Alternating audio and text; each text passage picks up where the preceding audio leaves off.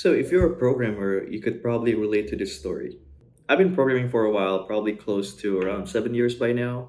I remember the first 6 months into my programming career, my shoulder and back starts getting tense, but I fixed that by just doing more exercise and getting a standing desk. About a year into my programming career, my finger starts hurting, especially my right index finger. I noticed that I actually never learned how to touch type properly, so I went ahead and learned how to touch type. After that, I decided to get into a mechanical keyboard.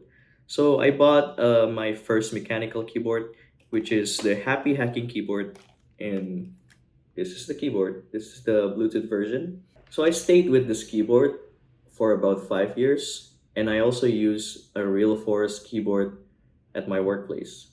However, lately my wrist starts hurting again.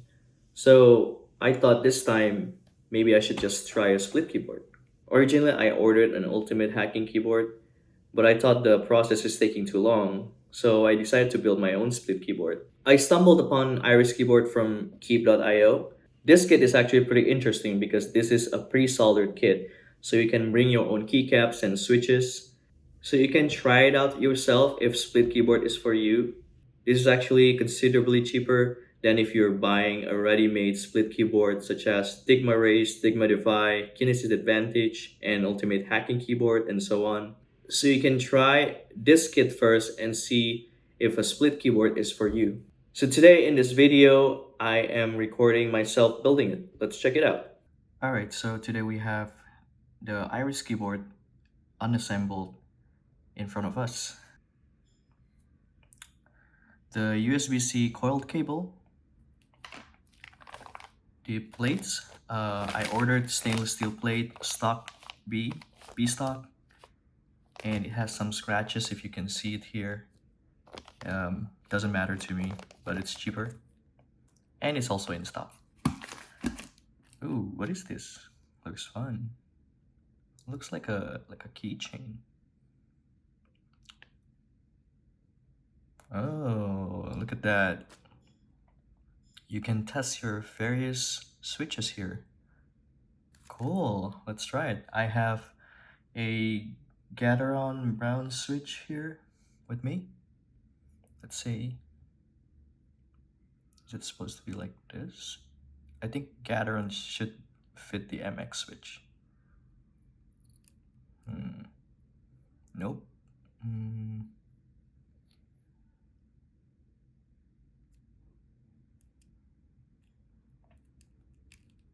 Oh, there it is. You see it here? Looks cool.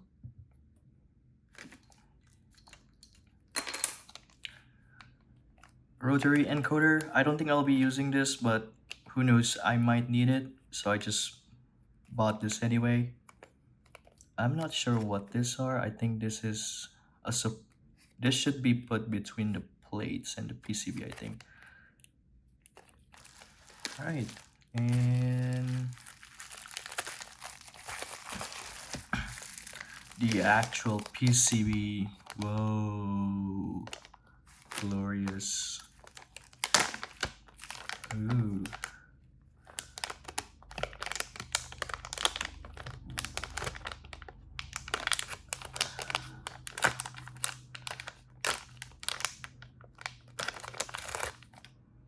Wow, look at that. Looks amazing. It's all pre-soldered. Look, the cowl switches and the LED, they're all pre-soldered.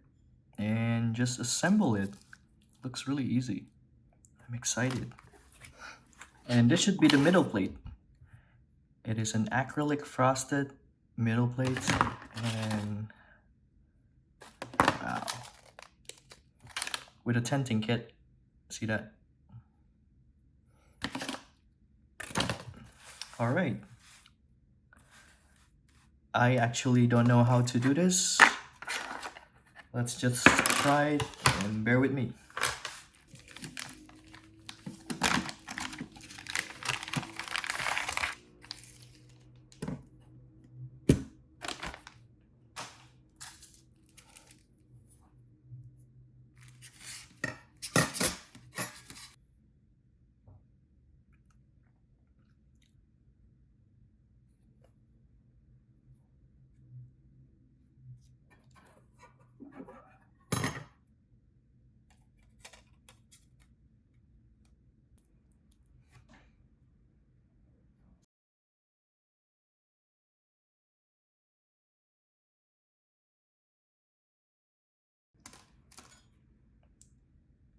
The leg is on the bottom.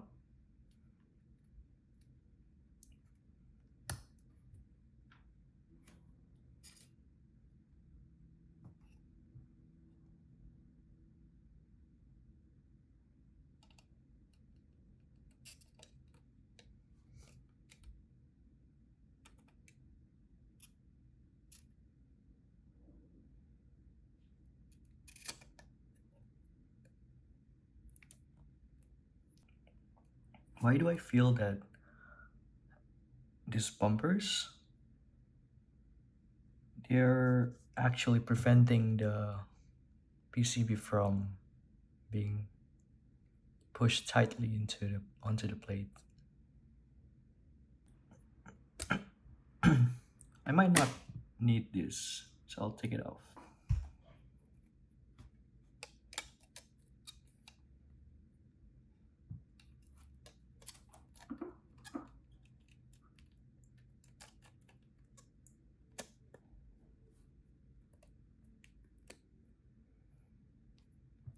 Yep, that's more like it.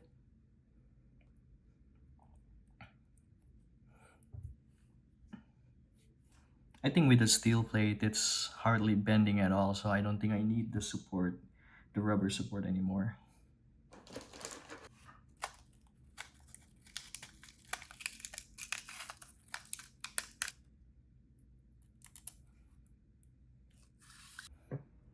I need to use this spacer.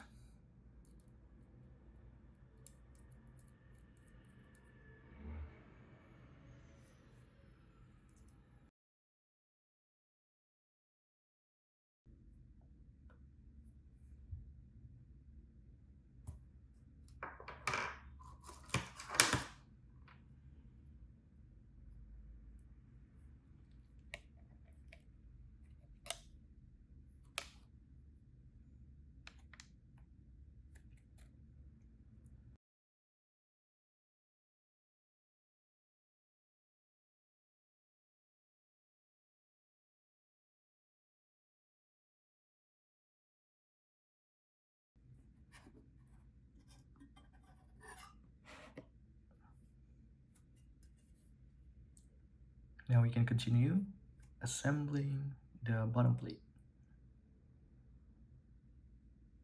It should be pretty straightforward. Imagine.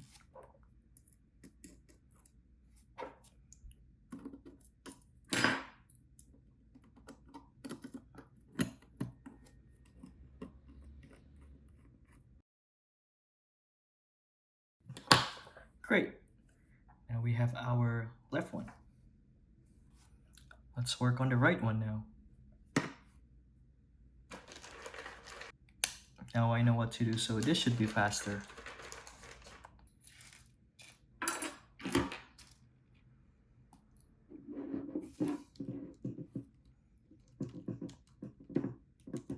I can definitely tell that I will have trouble learning this keyboard because I'm not used to it.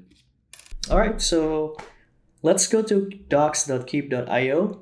In here we can find documentations regarding our keyboard and click the QMK firmware remapping slash via.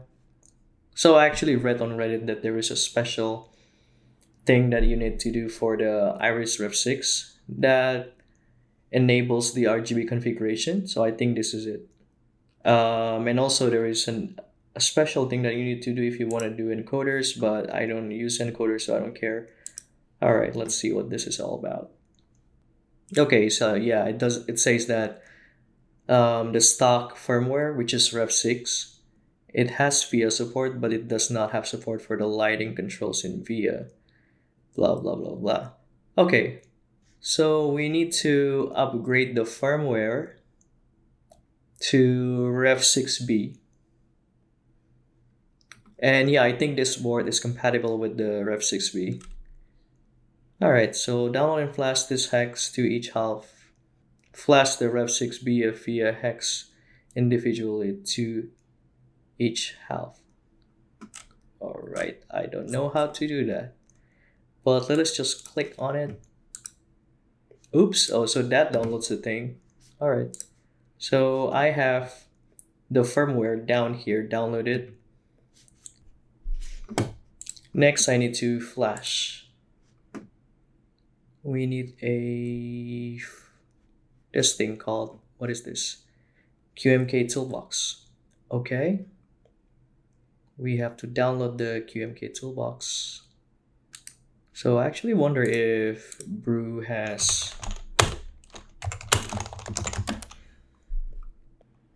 Yep, it does have it. All right, let's do that.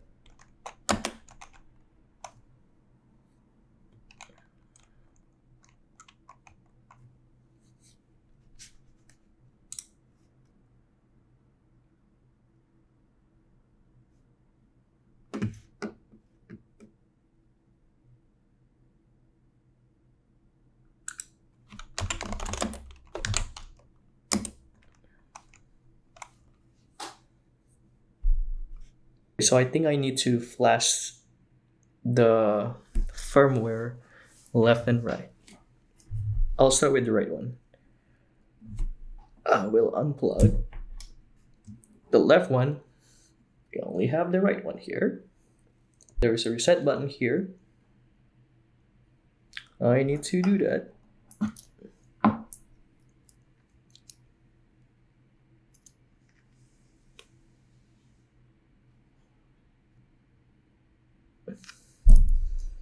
Okay. You see the yellow line here. And click flash.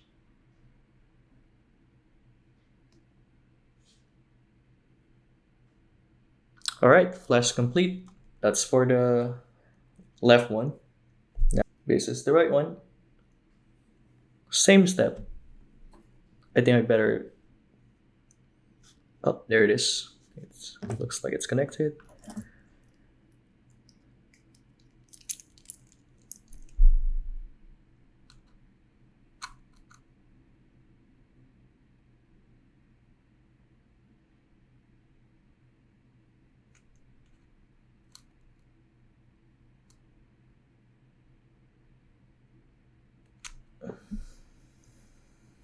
Right. You see the yellow line there? And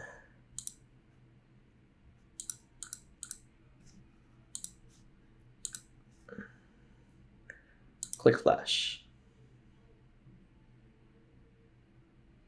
Okay, flash complete. I think that's all. Okay, going back to the VIA.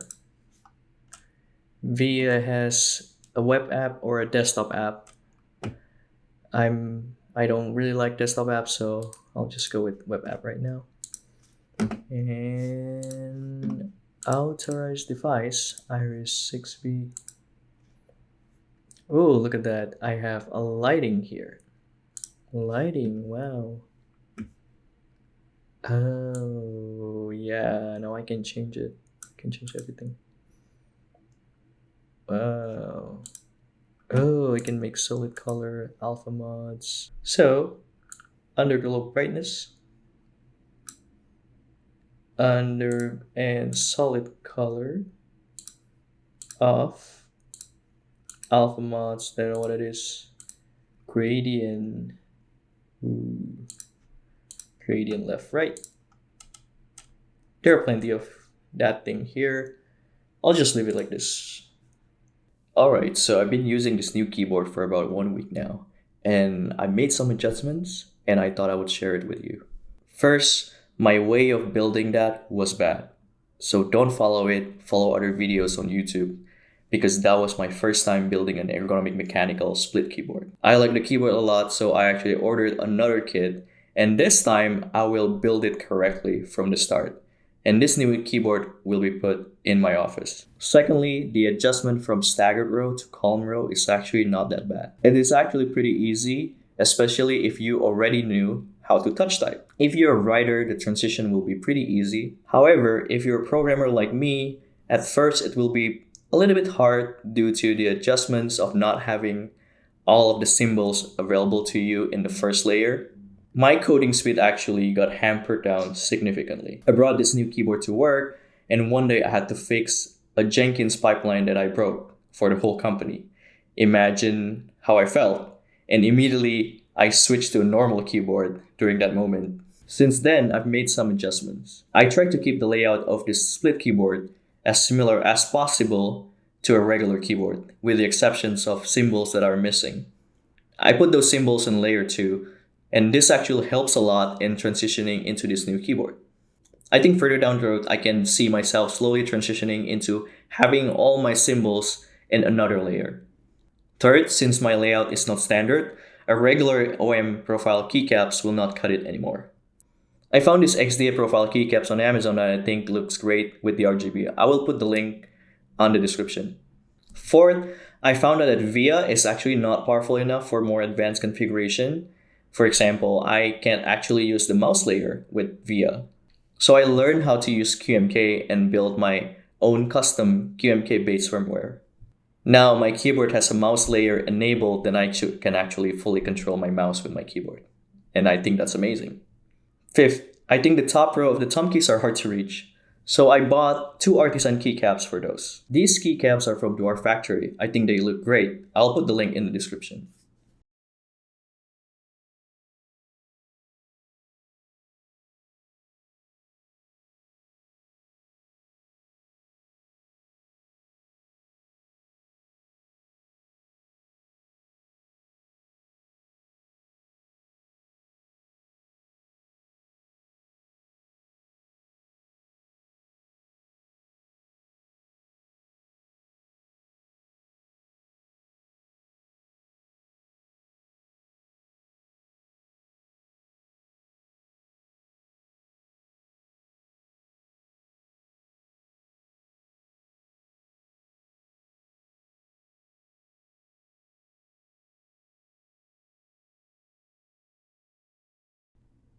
As you can see that the keycaps are much taller than the other keycap, so my thumb can actually reach these keycaps easier. Definitely a quality of life improvement, and they look great. So overall, I'm really glad that I ordered this keyboard. It's really enjoyable to build and it's really enjoyable to type it. This keyboard actually makes me want to code more. Whew, this has been a long video. I did not expect that. I will put all the links of the equipments that I showed in this video in the description. That's all for now, and I hope you will see me again next time.